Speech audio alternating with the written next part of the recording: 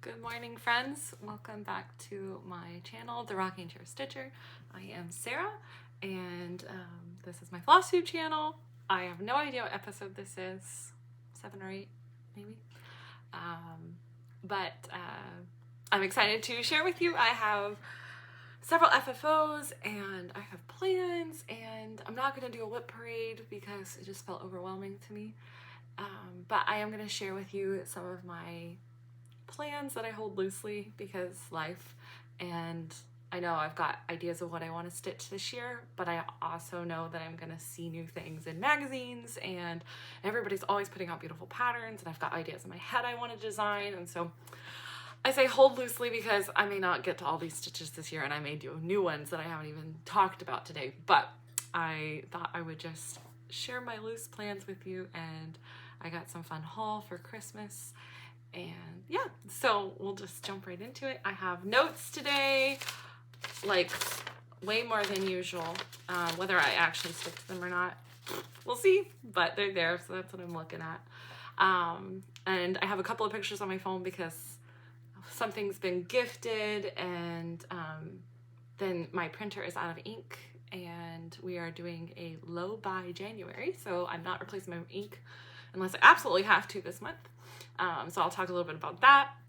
But yeah, so I don't have all of my pattern, like the image to show you what they're going to look like printed off.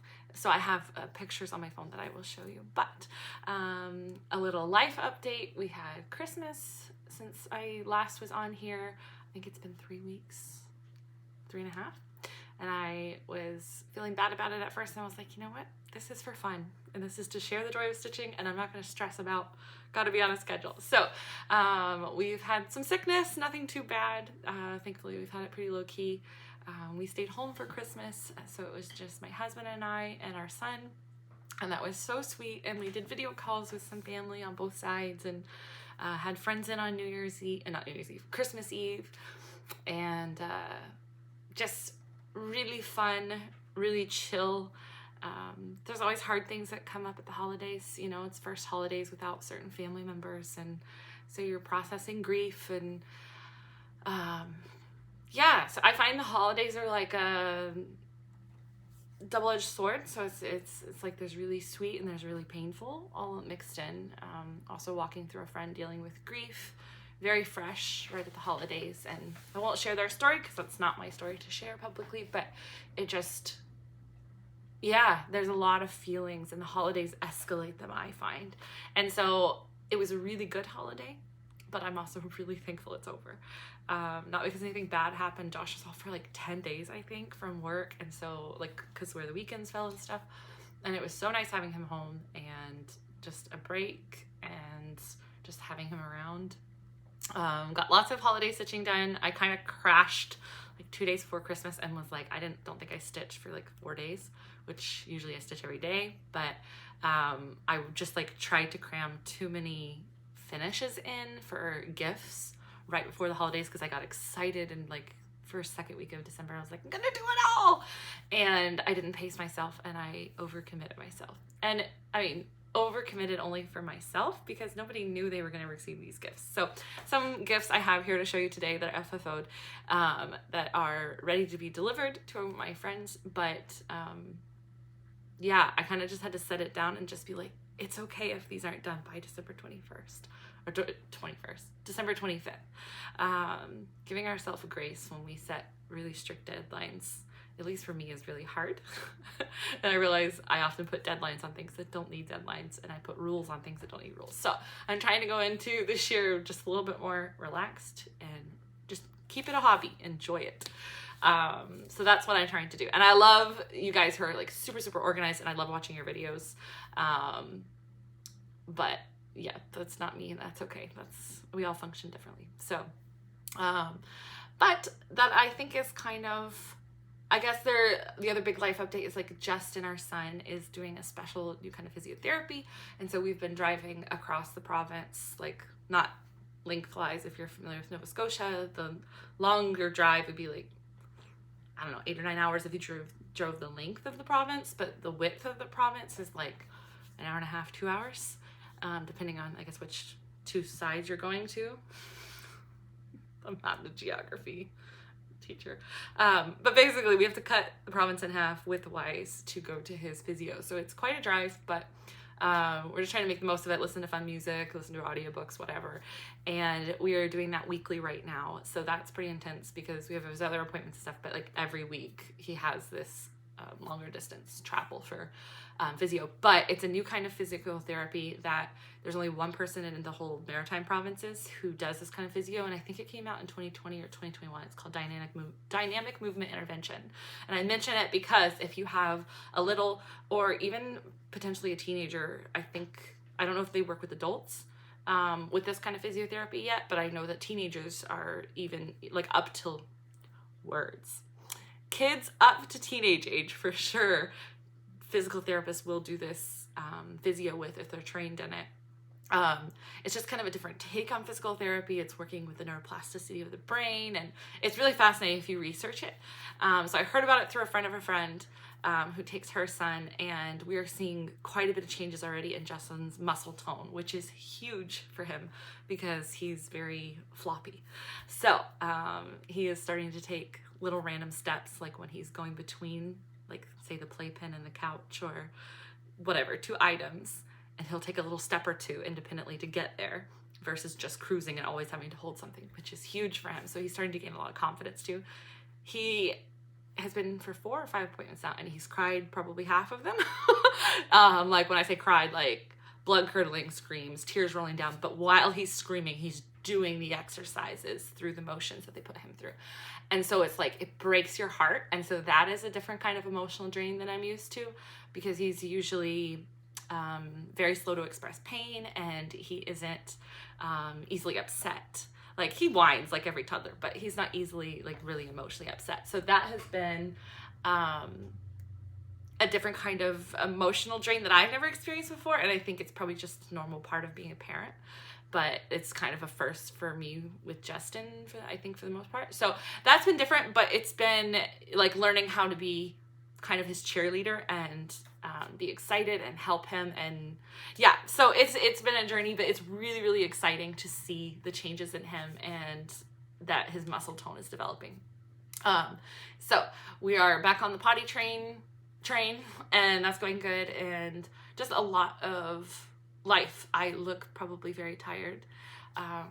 1, because I didn't put makeup on, but that's okay. But 2, because he's been waking up at like 3:30 and 4:30 for the last several mornings. And then this morning, he didn't wake me up, but then I woke up early because my brain, I think, was just like on the train of let's get up really early.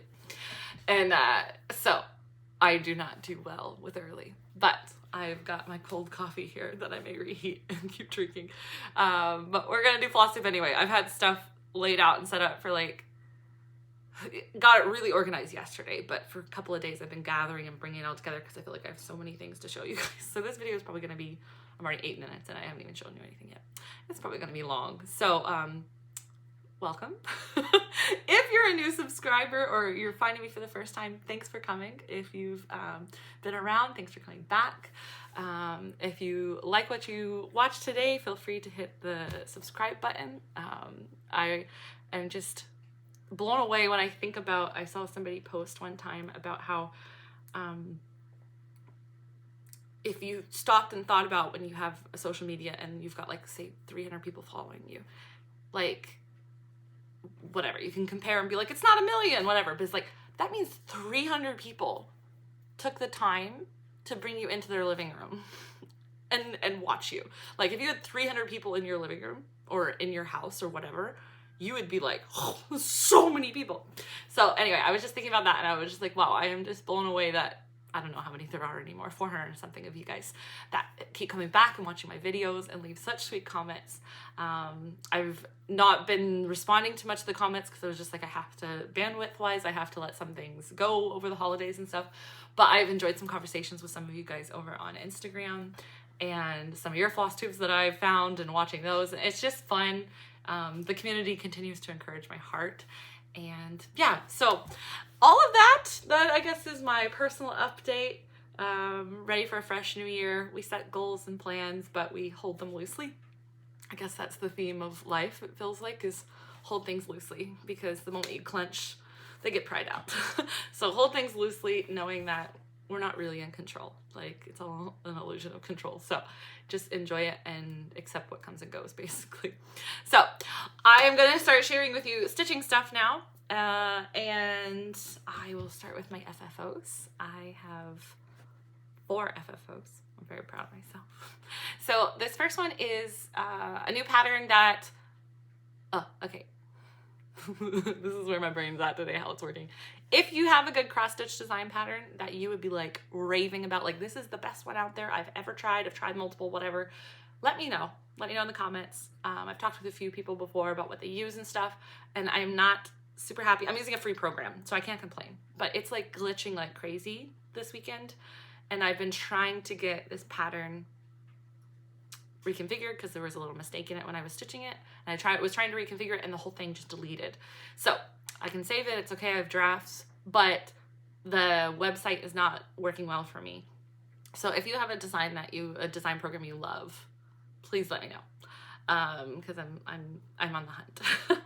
But I designed this one for my friend Shelby. She is a Taylor Swift fan, seems like not a strong enough word. Obsessed. I guess she's a Swiftie. So apparently if you are a huge Taylor Swift fan, you refer to yourself and others as Swifties. And so I wanted to design her an ornament. I've done this fringed look like on all of my ornaments this season, but with Shelby's, I left it flat. I did not add stuffing in it. I wanted it flat. And the problem that I ran into was with just floss, like DMC floss as the strand to hang it with, it basically like flips a lot like this, or bows like weird like that. So Josh had the idea, because I was ready to give up, and I was like losing my marbles, because I was like, this is a lot of stitching. It's 1/1. There's like 2,000 stitches and something in the whole thing. So each bobble is like over 100 stitches, right? And so I was like, there's no way I'm redoing this. This is, I jokingly, when I was putting the pattern together, I wrote in the description, if you miss a stitch, just shake it off.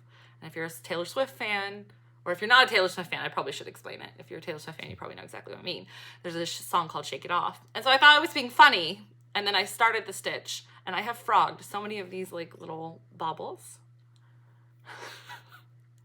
And it was very hard to shake it off. So I think it's me stitching 1/1 for the first time. The pattern is simple. Like, it's not that. It's just me and the tiny pattern. And so I'm shaking it off. I'm very excited to gift this to her. I told her, I said, your belated Christmas gift is ready. And her birthday was on Thursday. So she's like, it's a birthday gift now. It's perfect. So I was like, well, it's ready for your tree for next year. So this is my first FFO. I am really excited. I hopefully will have the pattern up. I'm gonna hope today, but we'll see what that program lets me do or not. But I'm super excited about it. Swiftie, so if you're a Taylor Swift fan or know one, this is a fun, simple stitch. If you don't do it 1/1, it will probably be quite a bit bigger. I also thought about doing it bigger and framing it for her, but I thought I would stick, she has a small apartment and already has most of it decorated, so I thought I would go with an ornament. So anyway, Swiftie, I thought it was fun. So that's my first FFO, and then there's stuff literally everywhere, so I'm trying to find a spot to like actually place it. Okay, so this one is a design by, I wrote it down, Povit Rulya. So it's Povitrulya. So this is a Ukrainian designer who contacted me on Instagram and asked if I would stitch one of their kits. In exchange, they would give me the kit, and then I would just leave a review. And so I thought, okay, sure. And so I looked through their kits, and Josh, I've mentioned this pattern before, but Josh is reading like a forever huge series of books about ships, and I know nothing else about it other than the guy who reads them on the audiobooks has a British accent, and he cannot do a Southern accent when he tries to mimic a United States Southern accent, so it's quite funny. But all his other accents, he does a ton of other accents as he reads the characters of the books from different countries, and he's really good. But I'm very skeptical of Southern accents that aren't real. But and then Josh always tries to imitate the Southern accent and it gets worse, but it's funny. But anyway, so this is, the pattern is called Santa Maria Columbus Flagship. So I think it's named after like the Nina, the Pinta, and the Santa Maria, the 3 boats. So it had a different finish, like they had done like a stitch around the edges, but I found my fabric frayed on the top and the bottom well before I finished the project, and so trying to do that stitch wasn't working. So I just decided to just do a simple stitch around.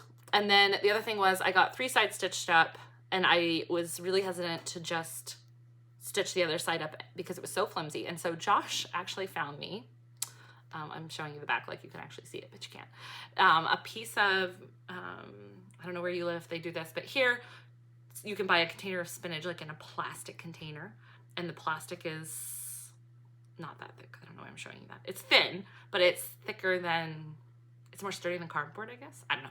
Anyway, so he cut a piece of that out of there for me, and then I put that in there and finished stitching it up. So I actually had to steal this out of one of his ship books. So he listens to some of them on audiobooks, and the ones he can find in physical copy, he reads them in physical. So I was like looking for all my finishes to show you guys, and I was like, where is the ornament? Not the ornament. Where's the bookmark? And I'm hunting and hunting, and all of a sudden, I bet it's in a book. And sure enough, he had already put it in his book. So I was happy to see he's already using it. So I was surprised by actually how much stitching there is in this. But it was really fun, and I thought the depth, I guess, of detail in the waves really showed, and that made me really happy. So that was fun to stitch. I think I finished it like Christmas Eve or the night before, and he did catch me stitching it, so he already saw it before, but that's okay. So yeah, that was a lot of fun to stitch. And then this is a Christmas gift that's about to be delivered. So our friends that we watched, we basically get together and watch a movie series at a time. So we did Harry Potter, and then we just finished Lord of the Rings. I have no idea what we're doing next. And like, we don't always do it like back to back or whatever, right? But there's like a group of us that all gets together. But one of the couples in the group, they're like super into, what's the word I'm looking for here? Like, I'm the least nerdy of all of us, including, like, my husband's pretty nerdy too, but like, they're all into like Lord of the Rings and like Mario Party and just like, I don't know, those kind of like, maybe like fantasy fiction, like movies and books and video games and that kind of stuff, and like Zelda and all that stuff. And I'm just like, I like flowers, cross stitching, like, but I hang out with them because I love all of them, and I can take joy in some of it. Like, I enjoy Lord of the Rings more now after this last round of watching it, but I don't think I'm ever gonna be a fantasy fiction. That's not really my genre. I'm like Anna Green Gables kind of girl. But anyway, I found this pattern for them, and I just, you can see the light coming through the back. Let's hold something up, you know, yeah. So, if you're not a Lord of the Rings fan, you won't recognize this at all, but if you are a Lord of the Rings fan, breakfast, second round breakfast, 11sies. 11sies is my favorite line. Like, so this is one of my favorite lines from the movie. So I have shown this pattern a little while back. This pattern is called Hobbit Menu by Aliton Embroidery on Etsy. So it's Aliton. And the pattern actually has a green wreath all the way around with the red and yellow flowers mixed throughout. And I opted not to do it that way. One, because this was a size hoop I wanted to finish it in, because I wanted it to stay in the hoop for like to go on their wall in their kitchen. And the other thing was, this was super, super, super finicky for some reason for my brain to keep up with the stitching of the leaves. It's a beautiful pattern. I don't think it's the problem with the pattern. I think it's just me. So I was getting really stressed by it. As pretty as it is, I love doing the words, but for some reason I had to frog the flower and some of the green, I think, too, for the leaves. And the more I looked at it, I was like, you know what? I think I'm happy with it with just the floral at the top and then the words, because to me the quote was the point of why I picked the pattern. So I think it is really pretty the way it is. It gave me permission to release it, if that makes sense, because I was feeling so stressed about like, oh, but the pattern says to do this, and I'm wanting to change how much of it or what of it I do. And I've seen some floss tubers that are just like, If you don't like it or you're not enjoying it, just don't do it. Or just pick a motif from here and a motif from here and make what you want. And I'm like, that is like, it's okay to get out of the box. That is so freeing. So that's what I chose to do. Because I also have people in my life who I think would enjoy this stitch, like if I stitch it again. And I can't imagine doing that entire wreath for them either because it was so finicky. And I'm like, I could totally just do this again, like for those individuals who I think would love this. So you may see it again in the future. Maybe one day I'll get ambitious and do the whole thing. But to me, it was just stressing me out for some reason to do the 2 different colors of green and stuff. So yeah, that is finished, and that's hopefully we'll drop it off this afternoon. But yeah, so I'm really excited about that. I was so excited about the bright colors. I was like, oh, I was thinking about it in my head, and then I realized I had forgotten, like, the husband of the couple is colorblind. So I know he can see, now I'm trying to remember. He can see green, and red looks brown to him.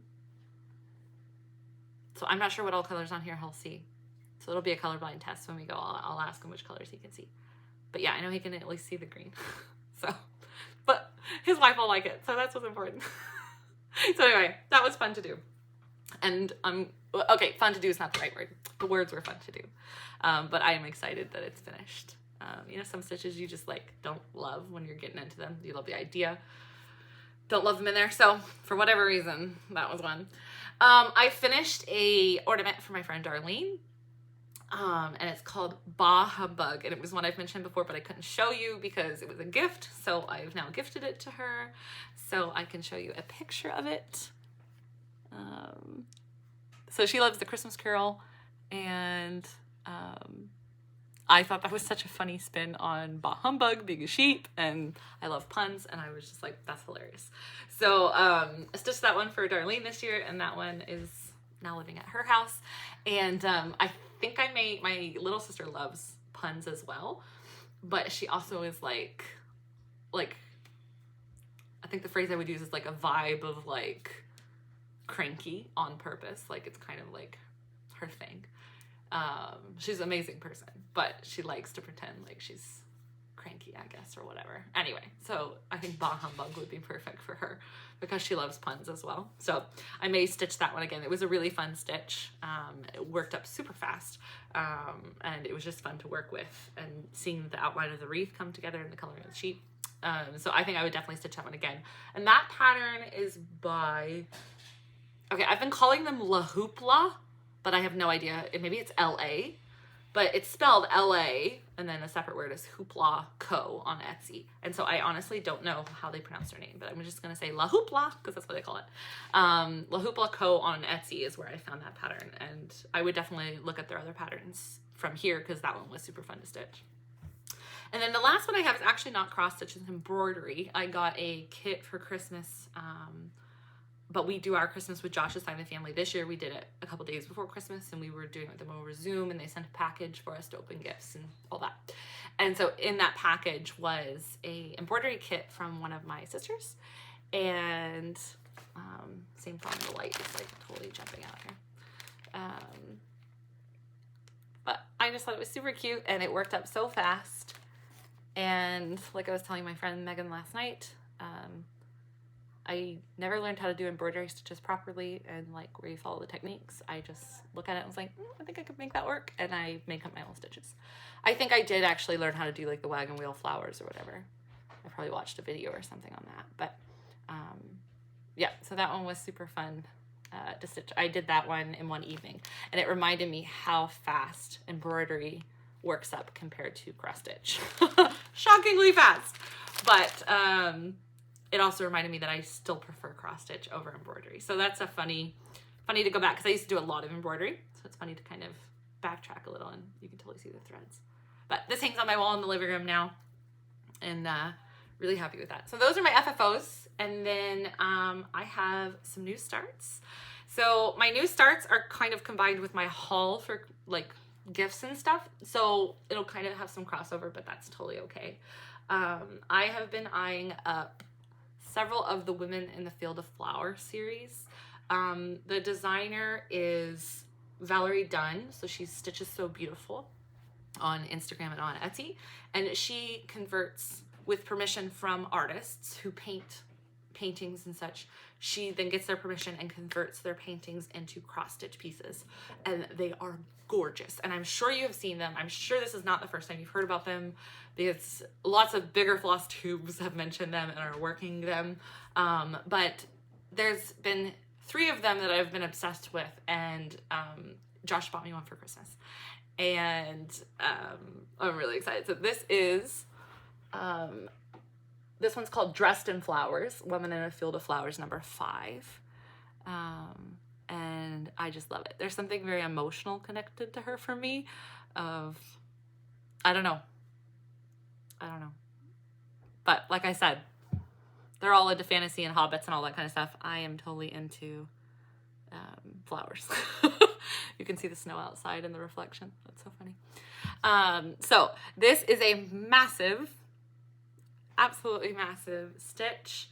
And I got started on it. So Josh bought me, this is a half yard of 25 count white Lugana. And I only know that because the sticker's still here.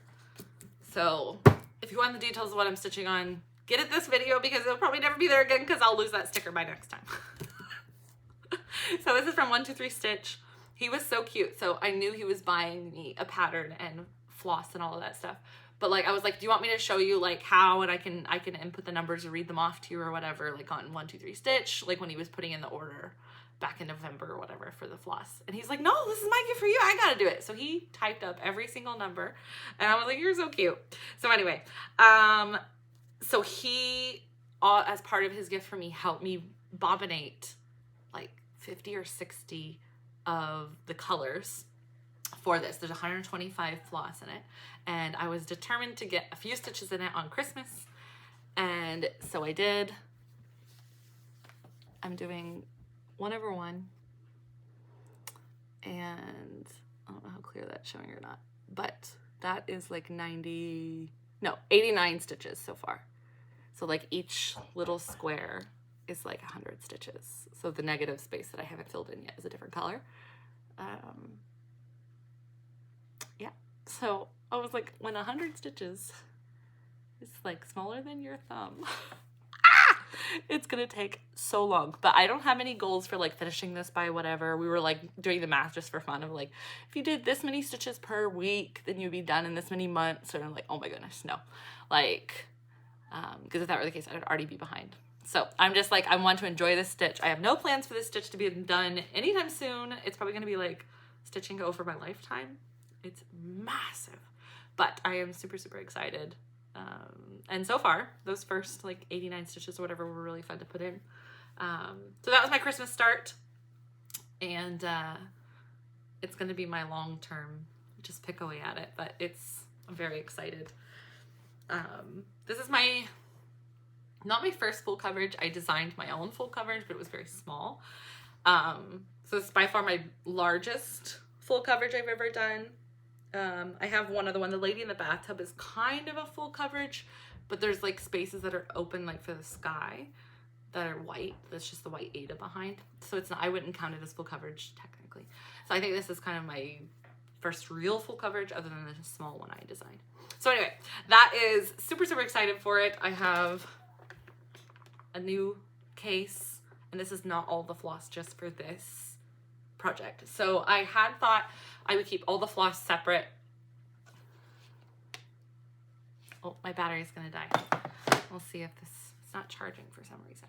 I thought about keeping all my floss separate, but then I was like, I'm never gonna carry around 125 bobbins of floss at once to work on this project and need 125 at one time. No way. I'll need 2 or 3 at the most at one time if I'm like taking it with me somewhere. So I was like, I'm just gonna organize all my floss by number as I usually do and keep going. So Josh helped me get all of my floss for this project, or a bunch of it, and I finished it bobbinated. So I just always cut off the little number on the DMC paper, like the little sleeve, and then I tape it on, and then I have a winder, and then I just wind it on. And I chose this over the stickers because I was afraid stickers would come off and I'd feel like I needed to tape them anyway. So I was like, what's the point of doing stickers? I'm going to tape them.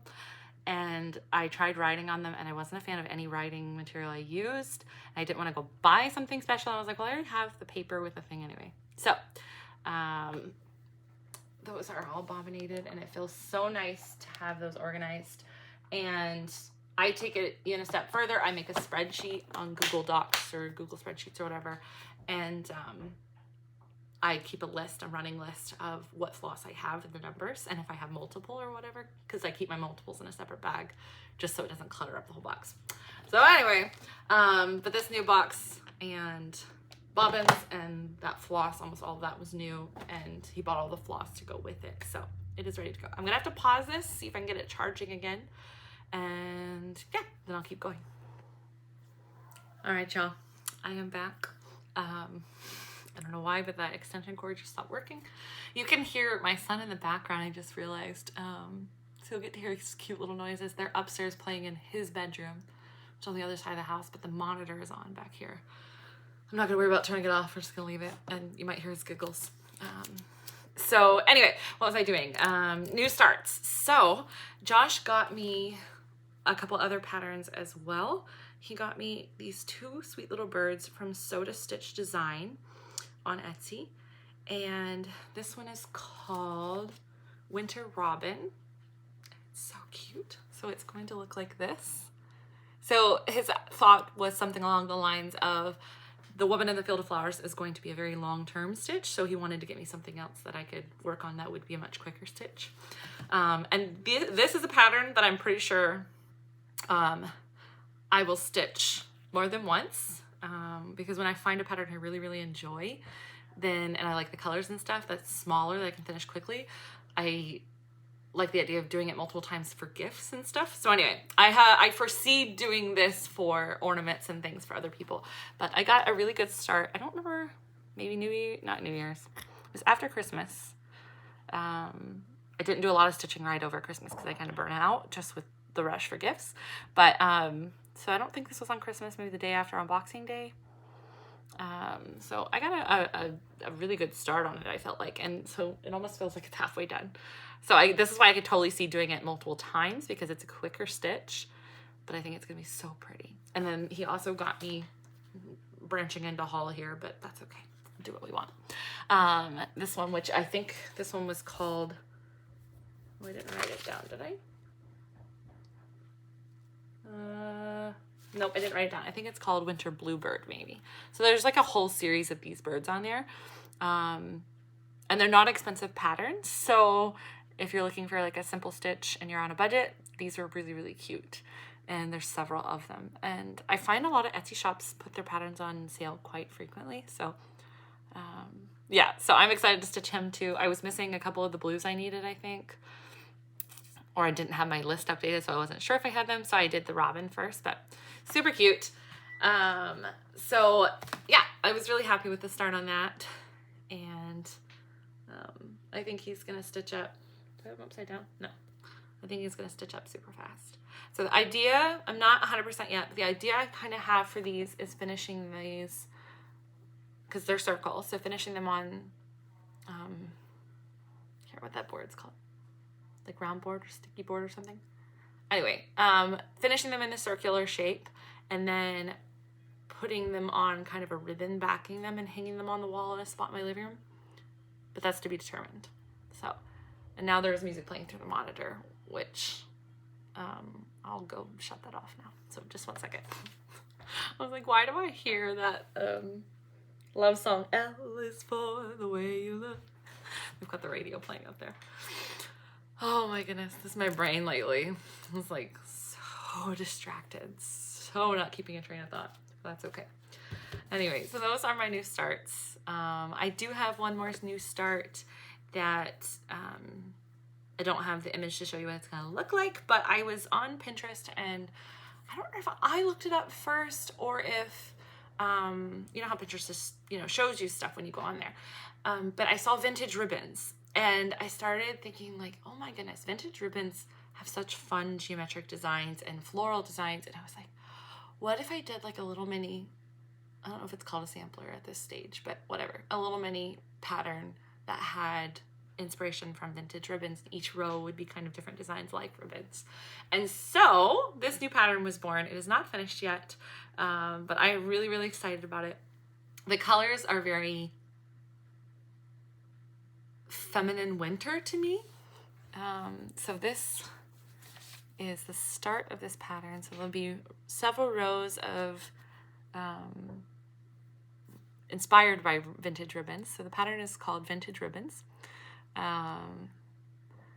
And so this is basically the color palette. There's two or three more pinks that I have picked for the rest of the pattern. And each row will be different, and a different ribbon basically. And it's stitching up super, super quick. I started this a couple days ago, and I made myself put it down. I was enjoying it, but I made myself put it down because I wanted to finish the gifts. I was like, I gotta finish the gifts so I can get those out to my friends, and then I will go back to it. So last night I finished the Hobbit one, so I got to come back to this one. And I am stitching it 2/2 on 28 count ice blue Lugana fabric. So this fabric was also a gift. So for our family gift exchange on Josh's side of the family, we do gifts with his parents, and then we do gifts with, we each get assigned a sibling, and there's like a rotation and stuff.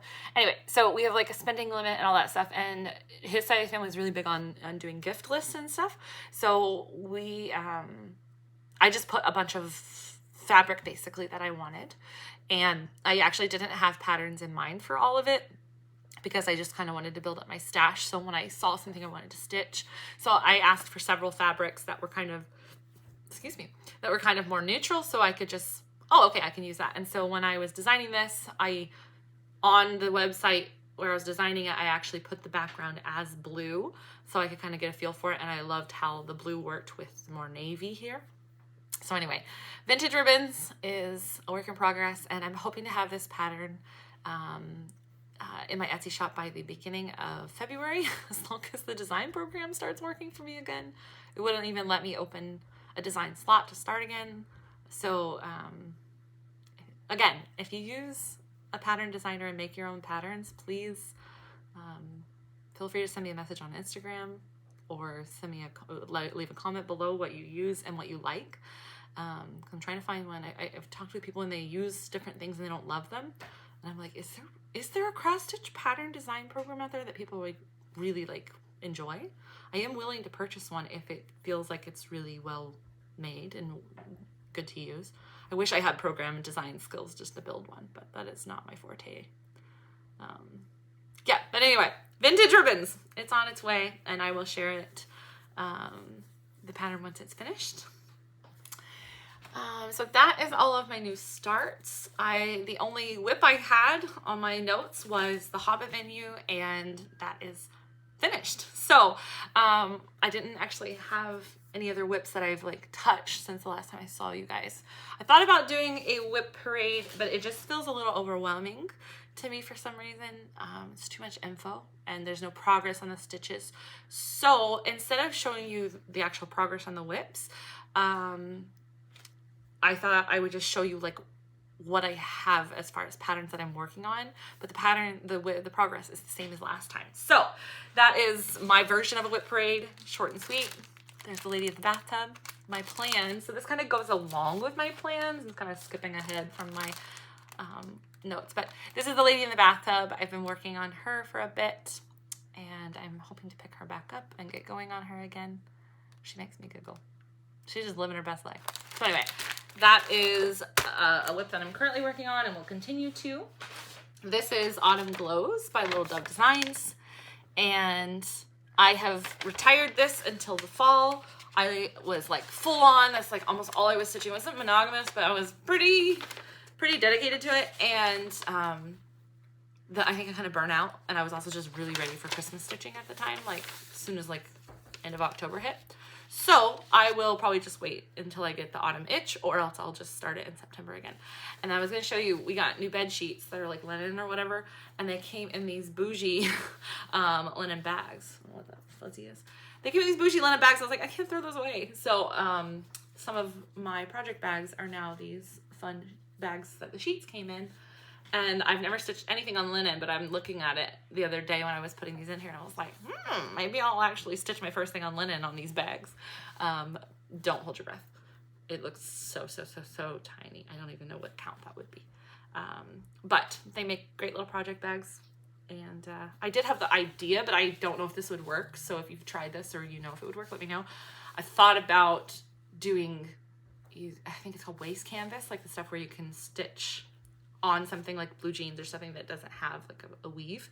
I thought about doing waist canvas on here and stitching something on it, or stitching something separate and then attaching it somehow. So anyway, I have no plans yet, other than they're not project bags. So that's Autumn Glows. I will pick it up eventually. I am still working on Need a Paddle, which is my own design. The colors are not reflective of what I ended up going with. So I'm stitching this for my sister on Josh's side of the family. She teaches canoeing most summers when they work at a camp for a couple weeks every summer and loves it. And there's actually quite a technique to canoeing. It's not just stick your paddle in the water. And so she does that every year. And I don't remember where I got the inspiration from this other than, oh, I know. I was looking on Airbnb for a place to stay for something. And when I was doing that, one of the houses that I saw on the Airbnb had painted like this paddle boards on the wall as decor, and not these exact designs or whatever, but I was like, oh my goodness, that's a cross stitch pattern. And like everywhere I look now, something's a cross stitch pattern. So when I saw those paddles on the wall, I was like, I gotta make that. And then I was like, but I like canoeing's not my thing. Like canoeing decor and camp decor wouldn't really be my thing. So I was like, well, who can I make it for? And I was like, oh, Amy, duh. So this is in progress. I've got 2 of the paddles done. My goal is to have this finished. We're going camping with all of Josh's side of the family this in August, hopefully. And so we're going to Ontario for that. And so my goal is to bring this to her. She has an August birthday. And so I thought it would just be a nice little thing. We don't really exchange birthday gifts amongst the siblings, but there are no rules that you can't. So anyway, I thought that would be fun to bring. And then I'm continuing to stitch on a birth sampler for my friend Alita. So this is just the mock-up from the website, and I'm continuing on this. I've got really good progress, and so I'm hoping to have it finished this month because she's due end of February. So I would like to just have a nice buffer that it's finished and ready to go whenever. So yeah, that one's fun. That's in my, this is such a very modified version of a whip parade, but whatever. What are we gonna call it? A pattern parade? Progress report? This is what I'm working on, but I'm not pulling all of the stitches out report. And then, just make up your own rules, guys. That's the fun of it being a hobby, right? Is just do what you want and be nice. I'm working on 100 owls. And my goals for this have gone right out the window. Trying to do an owl a week. Yeah, right, 2 owls a week, definitely not. But I've got these guys up here done. I've got a lot of the floral motif done here and working on the inner motifs before I even get to this owl. I may have started a little on the owl. But anyway, so these are basically my patterns, my whip patterns that I've been working on. I haven't touched a lot of them since well before Christmas because I've been doing so much stitching for gifts. And I'm okay with that because I actually, like, I want to have decor that I've stitched in my home for sure. But I love, like, gifts are my love language. And being able to give gifts and have something that I've put time and energy into is really important to me. And so something that I've stitched that I can tailor to people's taste and their preference and their decor and make it something they would actually really love to receive, that is really important to me. So that's I think why one reason, besides the community aspect, that I found that I love cross stitch, because it gives me something I can really tailor to giving people and showing them love in that way. And I know not everyone receives a handmade gift the same way, and our love languages are different, but I am a firm believer in using our love languages and learning about others. And if you're not familiar with the love languages and have no idea what I'm talking about, Google it. It is worth a look at. It is definitely taught and explained from a Christian worldview and spiritual aspect, but I also have friends who have looked into love languages and have learned from them and used the principles without being believers in Jesus. And so although I do think it is really important for Christians to know love languages and understand other people's love language, I don't think that if you don't know Christ, I don't think that you can't benefit from understanding and learning about love languages. So all that blub of info that I just tried to say, basically I'm trying to say, Google it, look it up. It is worth learning about because it can really help you understand your spouse or your roommate or your family members, coworkers even. Like, I find it can really, really help you understand how people process and why they do what they do sometimes. Sometimes we can never know. Sometimes people do things and you're just like, what the heck? But I find it's a valuable resource. All that to say, those are my patterns that I plan to continue working on. But I'm kind of releasing myself from, gotta do this much in this week or this much in this month. Whatever happens, happens. Hold it loosely. That's, I'm gonna label the name of this Flosstube, hold it loosely. That sounds so weird, but whatever. It's the motto of the day. If you're still here, thanks. So I have plans. So I will just, since I'm already talking about what I'm stitching, I'll just go ahead and go into my plans. I am participating in the Quaker Flag Sal, or as Josh calls it, my salad. He refuses to call it a salad. It is now a salad. So I am doing the Canadian flag. I am looking at modifying it because I don't love the idea that the flag is going to be red and gray. And I kind of want to stitch it. You know when you get something in your head and you've already started planning it out in your head, and then you look at the pattern and you're like, oh, and in my head, the Quaker Flag Sal, see if I have a picture of it. In my head, it was a Quaker that you filled in. Where is the picture of this? I have way too many screenshots of stitches I want to do from a magazine. In my head, let's see if I can turn this around. Nope. Okay, this is the best I can get it. In my head, all of that white showing under the red and under the gray, all of that was stitched, which doesn't work. So what I think I'm gonna do, because I just don't love the gray, no hate to the designer. Thank you for making this design, if you ever see this. But I just don't love the gray.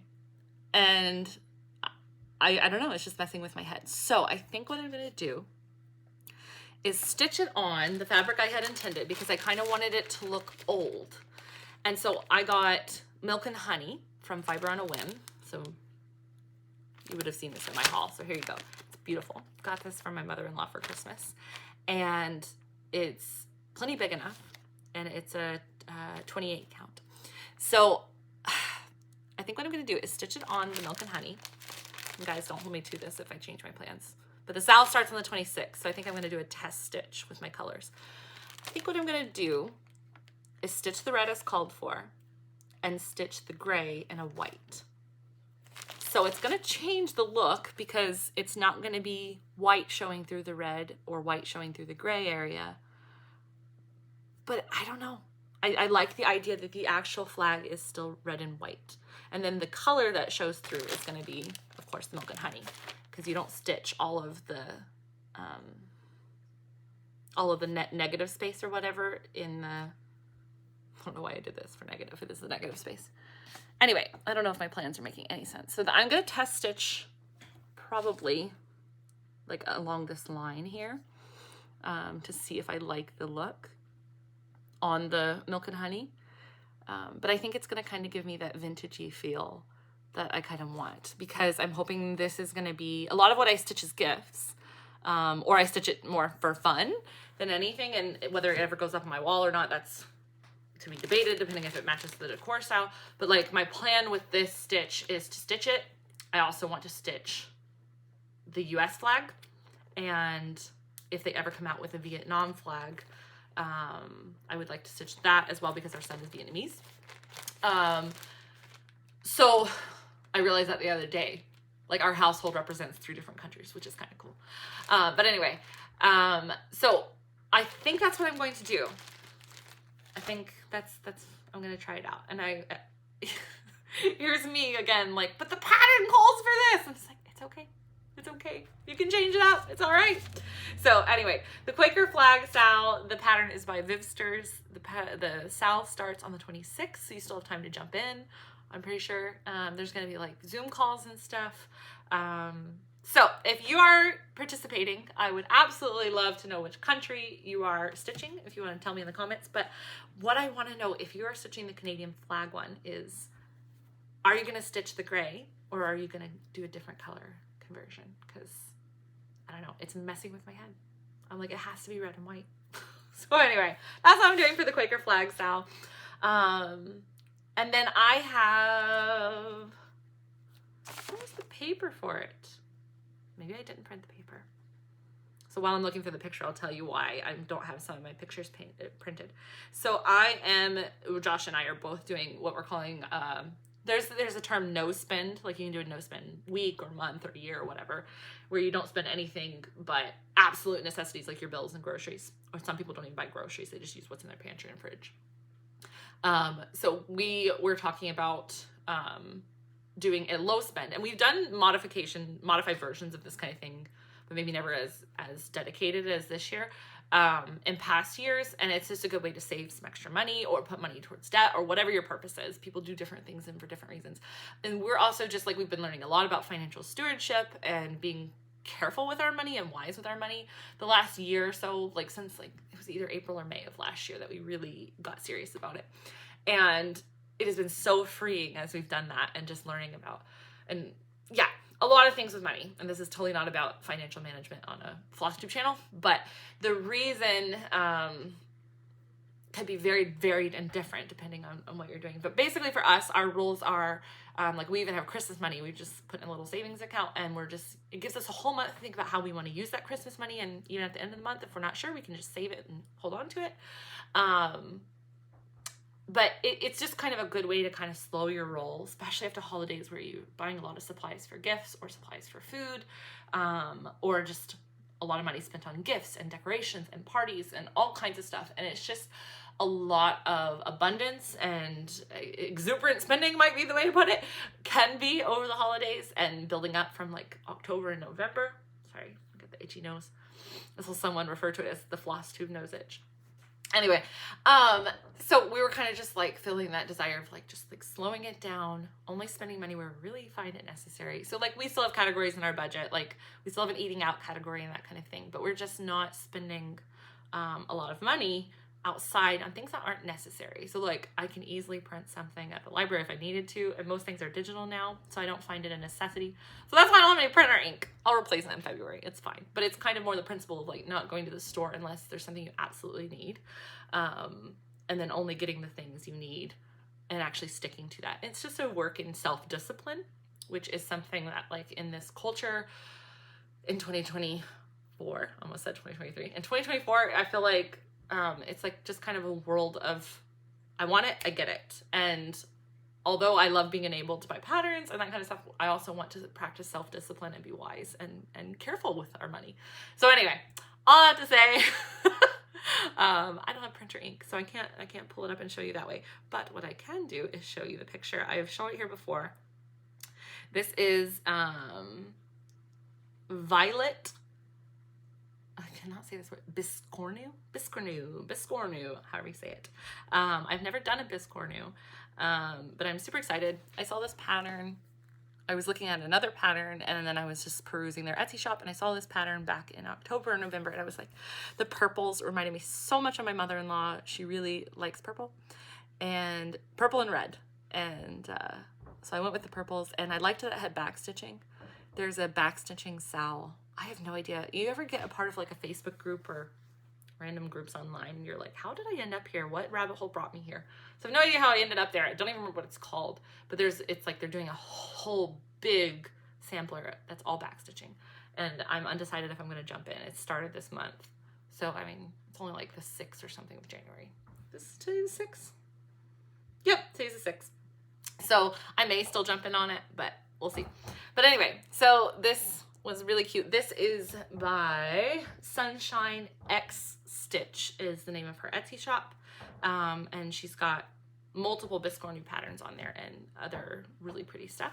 So I'm really excited to stitch that. So that is in my plans. I've already got the floss and I've got a stash of fabric now. So I should be good to go with something I've got. Excuse me. I do not know what's going on today. I'm gonna drink some water.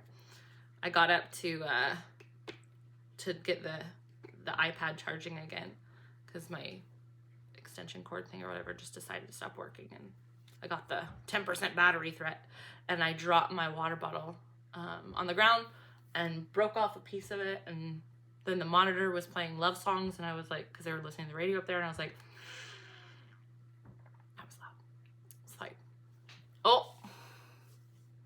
there goes my battery charging again. What is going on? It's a hot mess express, as I like to say. So let's pause this and see what we can do here. It's a new year start, guys. It's okay. Imperfections are fine. I'll be right back. Okay. I have a new extension cord, a different charger. It should be good to go. But if this just kills on me now, I may just have to let the thing charge for a while and go from there. I don't know. Okay. So what was I saying? So that is the Biscarnu. So I'm hoping to start stitching that soon. And then this one, I don't know when I'm going to start, but my goal is to start sometime this winter just to get some stitching in on it. I am realizing I'm very much a seasonal stitcher, and like a holiday stitcher, like the themes. So this is Winter Village by Ulysses Blue Stitching on Etsy. And I talked about my plans for it before. I'm going to modify. I'm going to take the little dog out and maybe put a rabbit, and I'm going to remove the Christmas decor. Sorry, it's not really very clear, but I'm going to remove the Christmas decor off the Christmas tree, and I think it's super wintry. So I am hoping to start that this winter. And then I have nothing physical to show you as far as a pattern because I haven't designed it totally yet. I've got an idea in my head, and you've probably seen this idea floating around online, but I got a Stitch People book, and this is not the basic beginner book that I thought I was buying, but it's okay. I'm on a Facebook group, and you can like share and stuff, and basically their rules with the Stitch People patterns is you can modify them, make them whatever you want, and you can sell anything that you make from it, but you can't sell your patterns that you make from it, which I think that's really generous from a design perspective. Like they did a lot of work designing the build and showing you how to change their hair and their body shape and stuff. So anyway, I have no idea that I'll ever design portraits to sell. Maybe one day, but words. So why I'm showing you this, guys. Thanks for being around. You're very gracious. So this bell is from my sister's wedding, and it had some kind of little paper on it, something about ring for a kiss, or I don't remember. Anyway, these were on all the tables at everybody's place settings. And so I brought some home because Justin was with me at his auntie's wedding and absolutely loved these bells. And so I've held on to, I had two of them, and Justin has definitely confiscated one, and I have no idea where it ended up, probably under the couch somewhere. But I have one that I managed to tuck away. So my goal is to make a little wedding portrait with the Stitch People kind of style, with them in their wedding clothes and a little, probably an embroidered flower bouquet. And we'll put their wedding date on it and somehow add this little bell because it's for their wedding. And I thought, you know, bells are very much wedding-like. And so anyway, that is a goal this year. Their wedding is in June, was in June of this year. So it will be their first year anniversary this coming summer. So my goal is to stitch that up as a little gift. And then having mentioned earlier, just very briefly walking through grief with a friend and their family and stuff, the loss of anyway, I don't want to share their story, but sorry. Grief is so hard and so painful, and anyway, there's a couple individuals I'm very close with this family, and they've been there for me through a lot. And there's two stitches that I want to start working on that I don't know how fast I'll get them stitched. But one, I've mentioned the pattern before. I have the pattern. It was gifted me by Allison at A New Creation Studio. Is My Soul Finds Rest. So I want to stitch this for one of my friends in that family. And this verse has been an encouragement to me. And when you're grieving, sometimes absolutely nothing is peaceful or restful, but that reminder that my soul finds rest in God alone. And so, sorry guys. Yeah, so I want to stitch that for one of my friends. And then there's another stitch that has connection to what they're grieving and going through that I'll probably be stitching. I don't know that I'll ever share it on here because it's private for them. But so sometime my stitching time will be focused on that. But this is for what I'm going to stitch for one of my friends. I'll probably stitch it also for myself because it's just beautiful, and I've always wanted to stitch it for myself ever since I saw it. But I have decided I want to focus on stitching this for her first, just as a way to say I love you and, yeah, encourage her. So anyway, that is a plan that I hope to start in the next week or so, which is no pain because I've been looking at, oh, jeepers, I've got stuff all over the back. It's no pain to start stitching on it because it's beautiful and I've been wanting to stitch it anyway. So it has just bumped up in my priority list so I can stitch it for my friend. So yeah, so that is part of my plans. Yeah. It's so funny how something like cross stitch can open up a world of like emotions. Like I never expected Flosstube to be a place I would ever cry. It's not the first or second time I've cried on here. So anyway, I found this kit this summer when I was in the States for my sister's wedding at Hobby Lobby. We do not have Hobby Lobby in Canada, and so I raided the cross stitch section. My poor brother, he was so sweet. He went with me and entertained Justin because Josh had to stay here for work. So he went with me and entertained Justin and just chatted with me and stuff as I perused like every possible needlework piece of anything I could find at Hobby Lobby because I was just like drinking it all in. Our local craft options are not varied. There are some, and I will say I have discovered our Walmart is not even a Walmart Supercenter, whereas we have to go out of town if we want to go to a Walmart Supercenter, and I've been to several, like 3 other ones in the province, and they have like no cross-stitch supplies except for some off-brand floss. And it's like in bright kid colors. Not the bright colors have to be for kids, but what I associate with young kids. And it's in like a multi-pack or whatever for $15, and that's it. Like there's no like floss sections at like 3 of the other Walmarts I've been to in the province. So it's more limited. So I was like, after realizing that, after I went to a third one, because where we travel for different appointments, we're in different cities. And I was in the one across the province in Lunenburg, or near Lunenburg in Bridgewater, I guess. And there was like no cross stitch section at that one either. And I was like, these are bigger Walmarts. Anyway, but I found this at Hobby Lobby in the States, and my sister Hannah, so I have my sister Anna and I have my sister-in-law Hannah. So my sister Hannah loves the red Christmas trucks, and my brother Daniel said she likes to decorate with them at Christmas in their home. And so I embroidered her one a couple of years ago, and I thought, when I saw this, I was like, oh, I want to stitch that for Hannah for Christmas. So it never made my list for this year. I did the ornament with them and their baby, the little moose or whatever, or was it moose or deer? Reindeer. It was reindeer. I'm hoping to stitch this for her for Christmas this coming year. So yeah, we'll see. That is on my list of plans. And then I have 2 more. I have Christmas Love, which, who's it by? The Little Stitcher. Yeah, so this was a freebie. Somebody shared on their stories like a month or 2 ago. So I was hoping to stitch this one actually this month or in February, because to me it almost feels Valentine's-y. I said it right, Valentine's. I always call it Valentine's. And I know I'm not alone.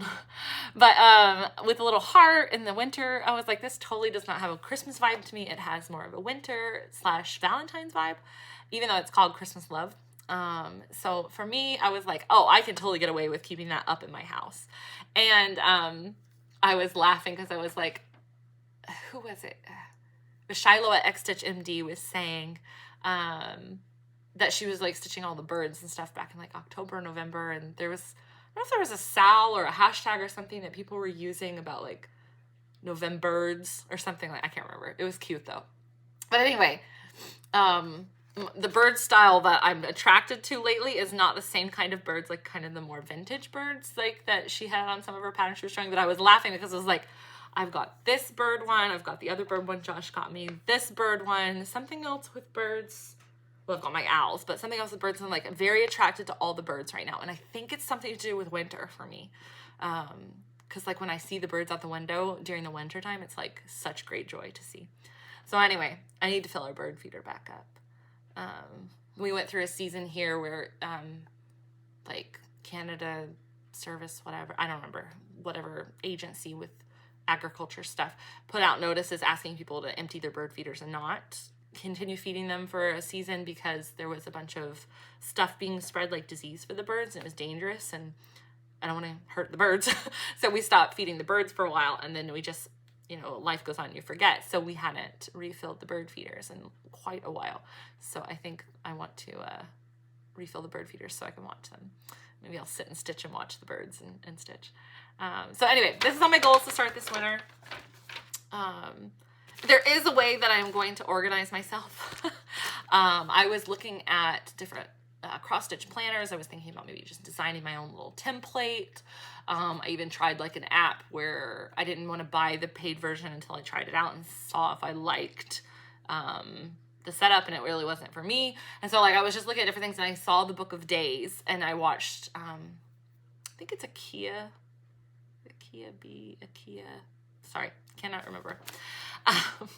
But I watched somebody on YouTube, a Flosstuber, who was showing how Book of Days worked and stuff, and I liked the idea, and then got busy and never ordered one. And so then I was on Instagram, and somebody was saying that they changed their plans and weren't going to do a Book of Days after all, but they'd already ordered it.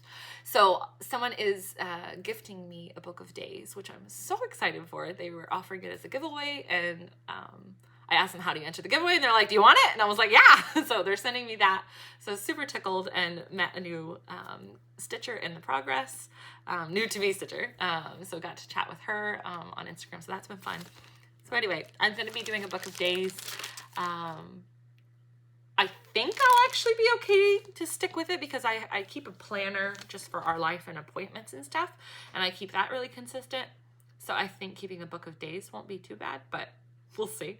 I'm excited at the sticker idea because I've been wanting to use stickers. I actually got, I have them up here, these cute little owl stickers. And they're hard to see, but these cute little mushroom stickers. And I got these mainly to go with my Etsy sales, like for my needle minders, to like send them out as like just a little extra something to go with it. But I'm also like, I have so many of the stickers now because you buy them in bulk. And so I'm like, I need something to put stickers on, but I don't want to like put them on my house walls. So what do I do with them? And so then when I saw her Flosstube talking about putting them in your Book of Days, I was like, oh, that's super cute. So anyway, I'm going to keep everything organized, hopefully in the Book of Days when I get that in the mail. So super excited for that. And this is my last planned pattern that I can think of other than my ornaments, which I'm going to talk about in a second. But I've shown this before. This pattern is by the same one who did the other sampler. Sorry, I don't remember who it was by. Let's see here. I've got it on my Etsy. Who did I buy this from? This is for our son, Justin. So it's by Vlada X Stitch. So it's like Vlada with a V. So I'm doing the other birth sampler for my friend with it. And when Justin's birthday rolled around this year, I experienced some grief in processing not having been there at his birth. So if you're new to our channel or whatever, our son, we adopted our son. And if you've ever been around or experienced adoption, there is beauty and grief all intermingled, and it continues. And it's never, I don't think just a cut and dry, like you've processed it and it's gone kind of thing. It comes up in weird ways. So for me, I at his birthday, I was really struggling with, I wasn't there for those first moments or even the first while of his life. And I, off the top of my head, I couldn't even tell you like what time of night or day he was born or how much he weighed or any of those things, which different cultures, it seems like that's different, like how much they focus on those birth details and stuff. But like the way I grew up, like how long was he, you know, how much did he weigh, what time was he born, like did he have any hair when he was born, all those things. And so for me, I just really struggled with not having anything to make that a memory or make that known, and struggled with like, well, I'm gonna have to go digging through paperwork to like say, hey, this is how much you weighed or what time you were born, when he asked me that one day. So anyway, Josh and I were talking about it, and I was like, I want to do a birth sampler for him. Like, so anyway, that is, this is going to be, we call him Little Bear.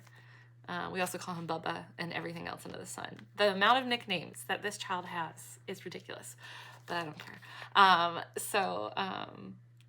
This is just the mock-up from the picture online or whatever, but it'll have Justin's name.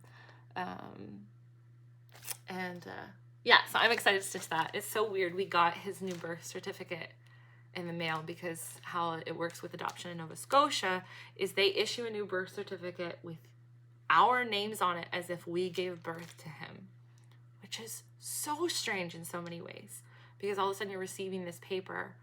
Well, it's like kind of plastic. It's like Canadian money. It's a different material now, but it's like you're receiving this document that like basically essentially says you gave birth to him, which is not his story. It's not our story. So it's weird. It's another piece of emotions. But anyway, on there, it looks like he's been born to us biologically, which is odd how they do it, but legally that's the process. So anyway, I'm on the debate train of if it's gonna have the name he had at birth. Like, we don't legally have that info of his biological last name, because legally it has to change to ours, and we're not supposed to have that info in between before it all happens and changes, and we're not supposed to know that. So I'm torn between just putting Justin or just Justin Guac, which was his two given names other than his last name, or if I put his whole new name. I'm not really telling you this, I guess, for input. No offense. I think there's probably pretty strong opinions about how that should be handled, but I'm just like thinking it through. Like, I'm not really sure what I'm gonna stitch just yet, as far as his name, but yeah, it'll be on there. We'll figure it out. Whatever seems to feel right for our family is what we'll do. But I am really excited to stitch this. I don't know when I'm gonna start it because there's so many other things on the go, but maybe I'll save this. I kind of don't want to wait till the fall, but maybe I'll save this for his gotcha day. But his adoption was finalized in the spring of this last year, so maybe I'll start it then. I don't know.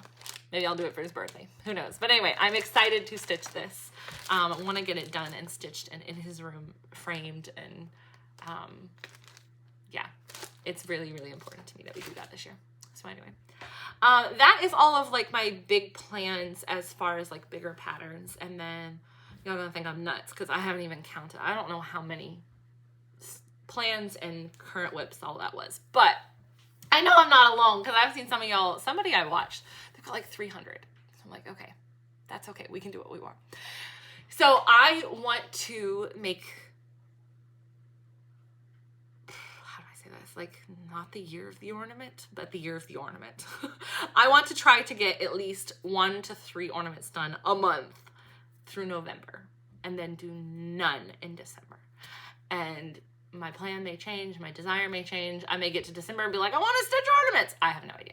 But I felt like I wanted to gift so many people ornaments this year, and I felt really stressed towards the end of that, of getting them done.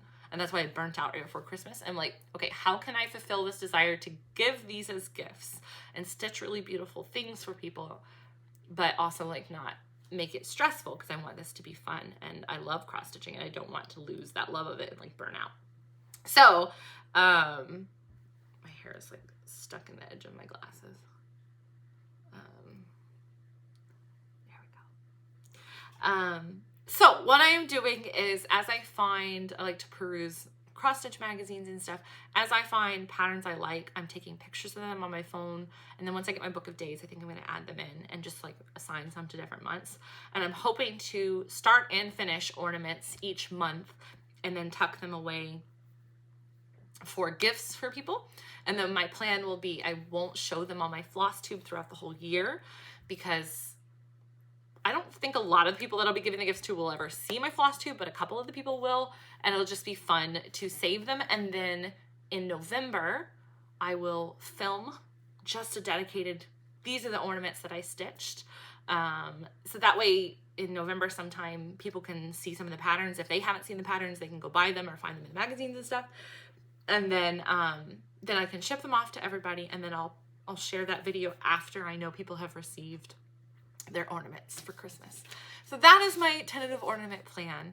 The only 2 that I have picked out currently are Berries in Bloom by Hands On Design. I'm sure you have seen it. It is floating around everywhere, or was this winter, like for build up to Christmas. So many people stitching it. I think it is the cutest thing. So I am definitely going to be stitching that one. That's a goal, to start stitching in January and hopefully finish in January. I don't have anyone designated for that one. Like a lot of the ornaments I've been picking out and like saving like the patterns and stuff, or the info for where to buy the pattern. I've already been like, oh, I want to stitch that for so-and-so or whatever. But like Berries in Bloom, I don't know who I want to stitch it for, or it might be for archery. And then I have one that I'm planning to start for my brother, and so the sister that I'm stitching the red truck for, her husband is my brother Daniel. So he looked just like Macaulay Culkin as a child, to the point where he could slick back his hair and do the whole scene from Home Alone of where he's got the brush and he's singing in the bathroom and all that stuff. So everybody has always called him Macaulay Culkin. People be like, oh, is your brother the one that looks just like Macaulay Culkin? All of that, like my whole life. So Home Alone is like a special connection for Daniel and for our family. It's so funny. But I found a pattern randomly somewhere. I think I saw it on Pinterest, and I always get nervous now with finding patterns on Pinterest because a lot of time it looks like they're free, and then you click on it and I think someone's just copied it and put it on Pinterest, and I want to stitch things with the credit and payment made to whoever designed them. So I'm careful what I find on Pinterest, but if it has a website that actually takes me to the pattern, I can find the source. So I found this pattern on there, and I don't have a picture of it, I apologize, but it's called, I think it's just called Merry Christmas, and it's by cutesy-crafts.com. And so if you just type in cutesy-crafts.com, you can go on there, and she has it as a freebie on there. And it says, Merry Christmas, you filthy animal. And that's a line from the movie, and one that is well quoted in my family and by my brother, who looks like Macaulay Culkin. And so my plan is to stitch that for him in a little small ornament, and I think he will get quite the kick out of it. So I am excited to stitch that for him. So those are my two plans for ornaments for this month. And I don't know that I'll share each month which ornaments I'm stitching, because that might kind of take away from the surprise. Or I might share some of them and not others. We'll see. Hold it loosely. So that is all of my plans that I have. I'm sure I will find other patterns that I love. I'm sure I've got a pattern I'm working on right now that I'm really excited for, but that program deleted my current copy of the pattern. I have a partway finish of the pattern, and I have an image that I took of it because I've learned to take pictures of everything just in case. So it deleted part of the pattern. So I'm just like, it's free. I can't get mad at this pattern maker, but I'm also annoyed with it. So it won't be finished anywhere near as fast as I thought, because I haven't even started stitching it yet because I was still working on the design. So maybe I'm doing something wrong with this pattern design, or I don't know, but I'm on the hunt. But it is a Pride and Prejudice theme cross stitch. I am so excited to share it. I am in love with it. I think I'm going to put it out as 2 different pattern options. So anyway, that is, I know I have more patterns that are in my head that I want to get out there. And I can't stitch them fast enough, but I am excited to share it with you. I'm excited to just get my creative juices out there and working on things. And yeah, the new year has me feeling very like, oh, let's do it. Like, I'm having fun. So that, who knows what will come, who knows what I'll stitch, but that is my current plans that I've got going. I thought I would share with you some stitchy kindness. I participated in my very first exchange. Technically, I'm signed up for another one that doesn't take place till January and February, but it's been in the plan since September, and you have several months to get it ready. But this is my first exchange that's actually taken place already. I can't even remember what it was called, and it was maybe Ornament 2023 exchange. It was one of those, like, how did I end up in this group? I clicked on something late at night one night and was reading something, and all of a sudden they're like, we're doing an exchange. I'm like, I want to be in that. And yeah, so that's how it happened. So I sent an ornament at the beginning of December, and my person was in New York. And I think I shared that before. It was a free pattern from one of the magazines. It was little deers and stuff. So shipping to Nova Scotia is insanely long. And then something that I had forgotten that's different too about shipping in Canada versus the US is, unless this has changed, or maybe I'm remembering wrong, the postal system and the mail runs on Saturday in the US. It does not in Canada. The post offices aren't open as far as I'm aware at all on Saturday. The mail doesn't run. And things like Amazon, people are like, oh, you should have Amazon Prime for this or this. It's like Amazon Prime still takes like 4 to 10 days to get items out here. and whatever time in between. So like the whole, like, people were like, yeah, I ordered it yesterday, it'll be here tomorrow. I'm like, huh? Like, that is not a thing here. Which is a negative of living rurally, but there's so many positives of living rurally, I can't even complain about, because it's kind of like, it's a totally fine trade-off. So anyway, they were worried because their stitch didn't get here until after Christmas. Does not bother me a bit.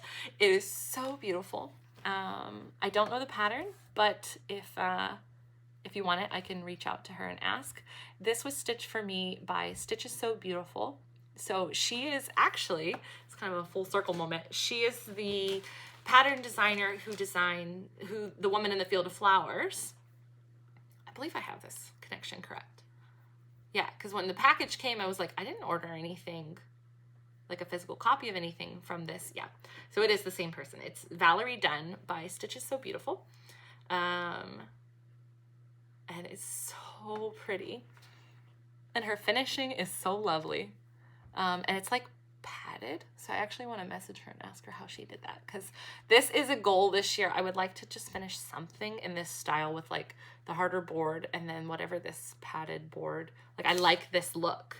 I've seen so many of you guys doing it, and I just need to actually like watch a YouTube tutorial on how to do it. So even just like the detail of the ribbon is so pretty.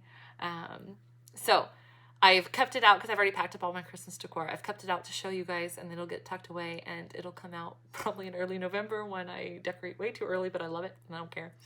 And so it was so pretty. I loved this, and I love his mustache or beard, like the little curlies. So cute.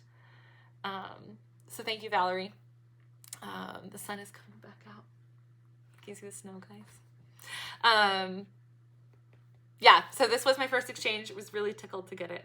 I hung it on my tree for like 2 days, and then my tree came down. So, but it's been out, and I've been enjoying it. And, you know, I think you could almost keep it out. Like, this is like kind of Valentine's-y colors. You could get away with it. But anyway, so that was fun to receive. So thank you, Valerie. And then the other stitchy kindness I got was from my friend Darlene. I mentioned her before. We live just down the road from each other. She mentioned in her Flosstube I was watching last night, I actually fell asleep because I was so tired, so I didn't even get to finish it. But she mentioned them babysitting Justin. So they babysat Justin for us a couple weeks ago so we could go to a Christmas party. And she mentioned he's kind of like a rent a grandkid. Well, it's like they're kind of our rent a grandparents. We call them our Justin's Nova Scotia grandparents. So we're very thankful for them. But Darlene came to me. Was it at church or was it? I think it was when they babysat. She brought these for me. A whole stash of old cross stitch magazines. They may all be actually Christmas themed. Yeah, all Christmas themed. So they're all ornaments actually. Yeah, Christmas ornaments. So I've been through all of these once. I cannot hold them all. So there's like, this one's from 2000, 2005, 2021, 2014, 2002, 2004. So what I found really interesting going through these was seeing how much cross-stitch patterns have changed in the last, I guess, 2 decades, because we had 2000 there. Yeah, 2 decades and a bit. So it was really fascinating to see. And there's a couple of patterns, and some of them, like, there's like one in this one in that one kind of thing. And then some of the magazines are like several that I want to do. So I went through and basically just took pictures of what I want to go back and revisit. So hopefully when I get my book of days, I can get more organized. And there's definitely some patterns in there I'm excited to stitch. Then I also, have these. This should be my plan section, but whatever. These are, I don't think there's an image of the finished without the pattern. These are freebies that you can download from Pinker and Punkin. She has Pinker and Punkin quilting. So there's Crow Creek Salt Box, Winter Salt Box. So you can download these on there. I'm just gonna like flash you don't copy the chart, go download it. But for Crow Creek and Winter, I think there's a sale going for this. To stitch 3 or 4 or 6 or some number. That's very vague of these this year. I don't know if I'll participate in the sale or not. I gotta ask Darlene about the details or just look it up myself. One of the two. But I've got so many other projects on the go. I don't know that I'll stitch them this year, but I don't know, I kind of want to stitch I'm all about like, let's do the winter stitching now. I got the winter stitch bug, so I may start the winter one and then save the fall one for, the fall one is really cute with the pumpkins and the crows. I don't know. They're really cute. They're going to get stitched at some point. So those should be in my plans pile. So the last thing I have is my haul. And this video is going to be like 2 hours long. So if you're still here, thanks. Hi. Everybody's always like, get a beverage. So get your beverage. Get a snack. Whatever you want to do. I'll try not to like stay on haul way too long because I don't want to make it boring. But basically I received some really beautiful gifts. The patterns I already showed you from Josh. From my sister and her husband. She sent me some, I just threw that on the ground. Let's see if we can get this really easily without making a huge clatter. Yeah. So they sent me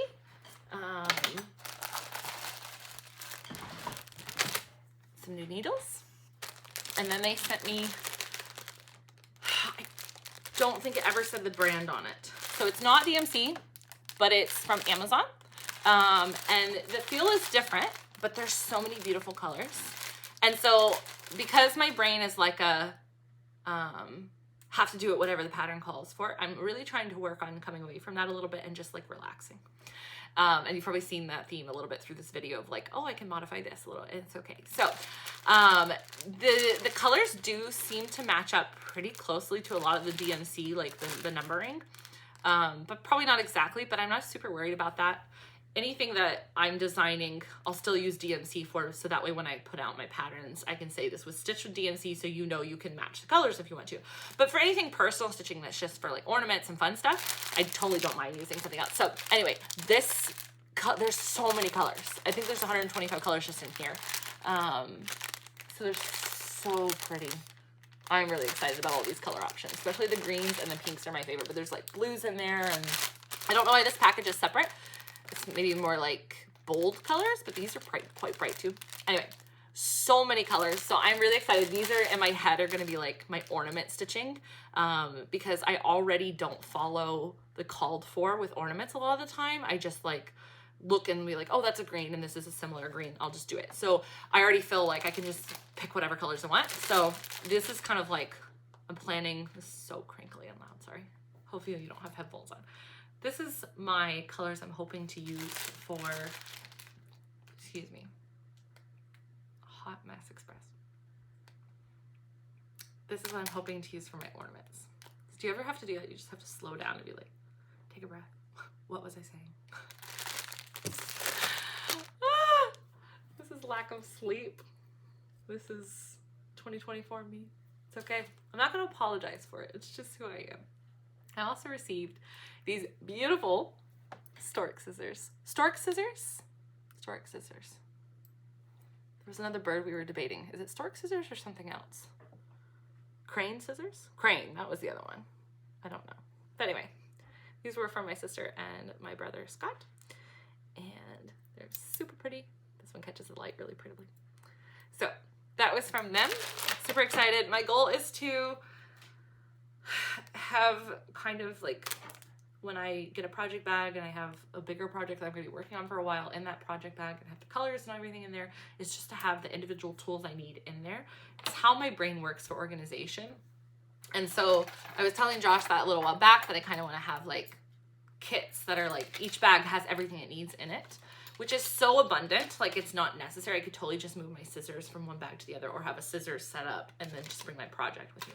But because we're on the go and we're at appointments, and like this summer, a lot of the stitching that I did was, we had a ton of traffic, what's the word? Like when there's road construction going on and you're stuck in traffic, or you're just stuck sitting there. We had a ton of that going on in different parts of the province this summer. And because we travel for different medical appointments for our son, you would sometimes get there right as the light turned red, and you would sit there for 15 minutes. And so you put your car in park. And so I was like, I started bringing my cross stitching when I knew I had to drive to certain areas, because it was like, I know I'm going to sit in at least 2 of these there and back, and sometimes more if there's multiple in one direction.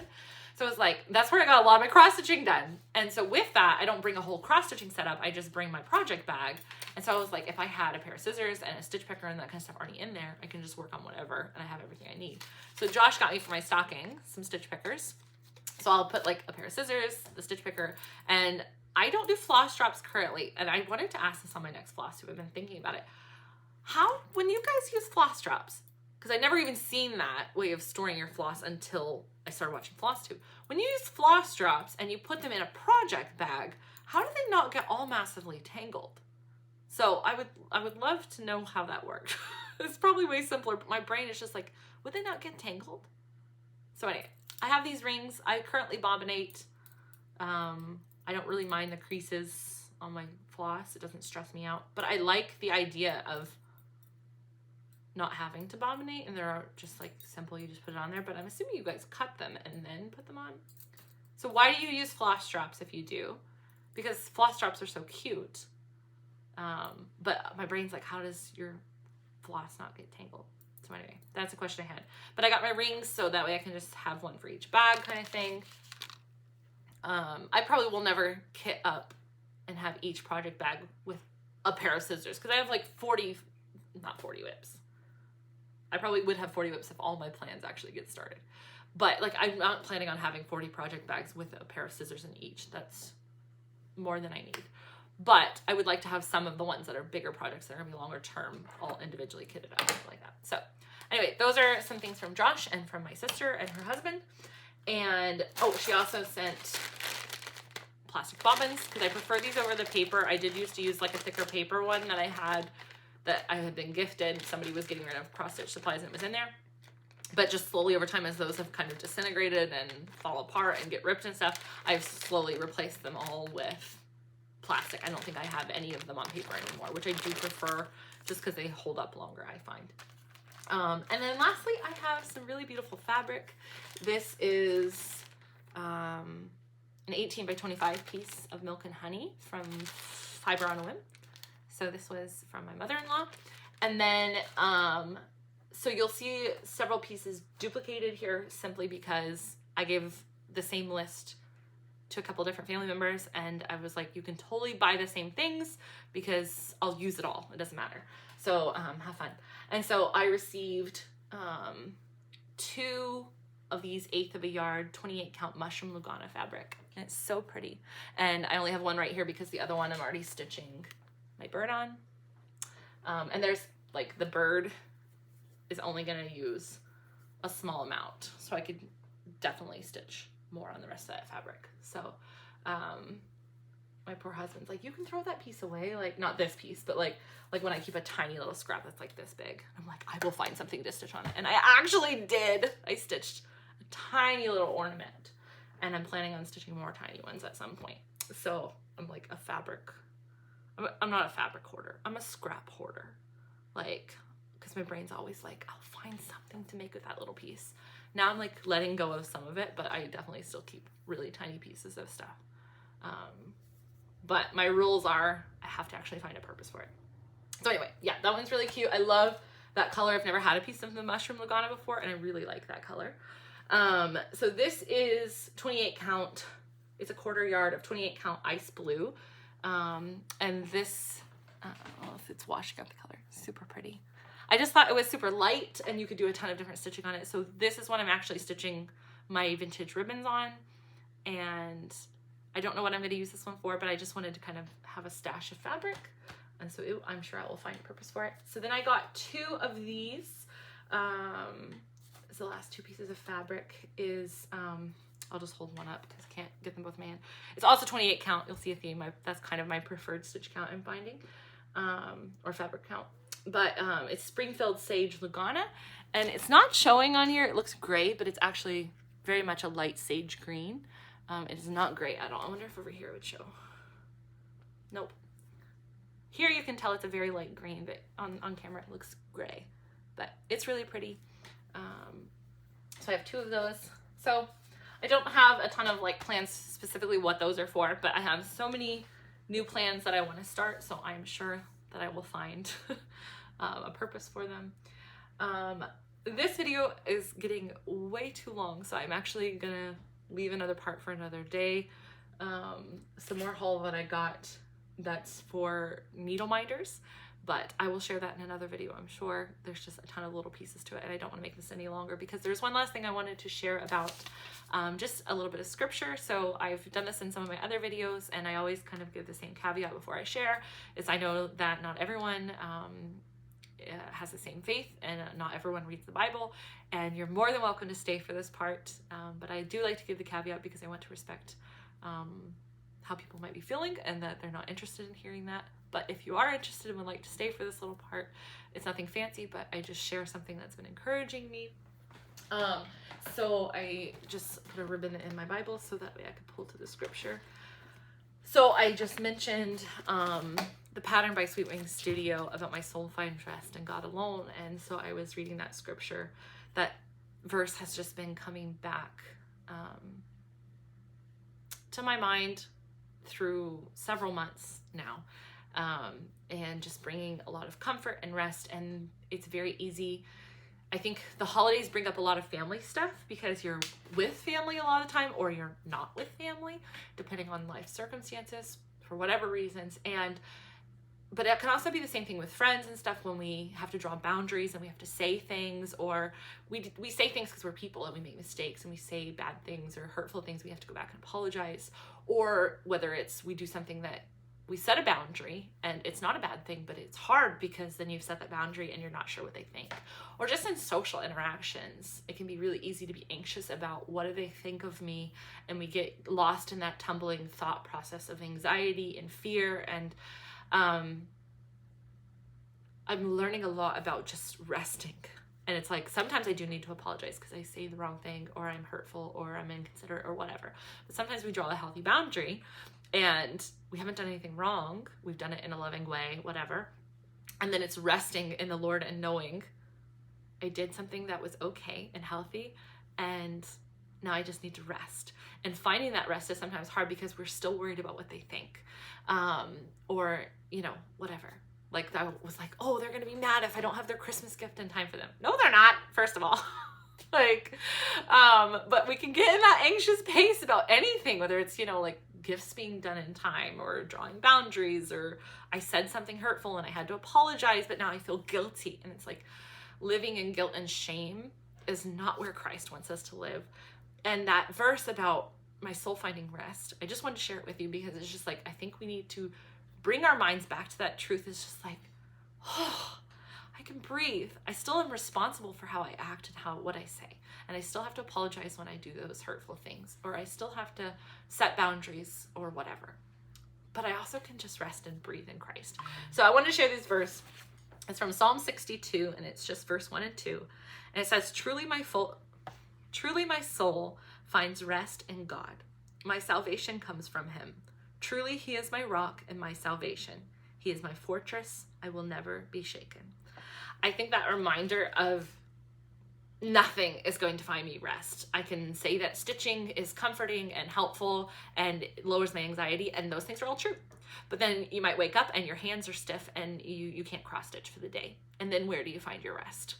It's like, even in something that I love and am passionate about, like my child or my husband, I find joy and rest and replenishment in those things.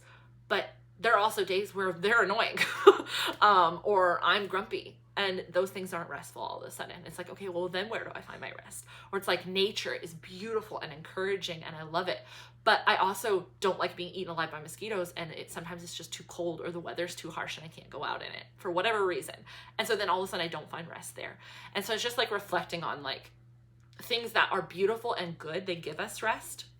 And people we love give us rest, or can, depending on the people, and depending on the relationship, I guess. But ultimately, nothing gives us that continued, sustained rest and peace that Christ can, and a relationship with Christ can, and that hope in him, and hope in him for eternity. And so, like, with walking through others' grieving and walking through my own grief this season, just thinking about our soul can find rest in God alone. Other things will be good and restful at times and for seasons, and those are good gifts from God, but they're not sustaining. And that reminder of only his rest and only his peace is sustaining. Doesn't mean that we remember to stay resting in it constantly, but it's just like drawing our hearts and minds back to it. So that's just something that the Lord's been encouraging my heart with, and I wanted to share with you guys. It's one more reason I want to stitch that pattern and get started on it, because I want that reminder right in front of my eyes constantly. So that verse has just been floating through my mind the last couple of weeks, really meditating on it and thinking about it, because it's been something I feel like that's kind of reminded me that it's going to be okay through very different circumstances, some simple and small and not a big deal in the long run, and some things that are really heavy. And so I just wanted to leave that with you, and hopefully it will be encouraging to your heart and a reminder of where you can find your rest. But if you're still here at the end of this video, then it's probably 2 hours long by the time I piece the different pieces together where I had to take breaks. I hope you are enjoying something beautiful stitching. I hope your heart is encouraged by the truth of the gospel, and the reminder that we can find true rest and peace. And if you decided to stick around through this part but you don't follow Christ, if you ever want to talk about it, you're more than welcome. Please message me, because true rest can be found in Christ and true peace can be found there. So here I am crying again, but the sun is coming out. I hope the sun is shining where you are, and if it's not, I hope you can just find something fun and happy to be doing with your stitching. And I hope the start to your new year is full of joy. And if it's not, I'm sorry, and we're here to walk with you through it. And yeah, that's all I have for now, but I will see you next time, whenever that ends up being. And Happy New Year and happy stitching. Bye, friends.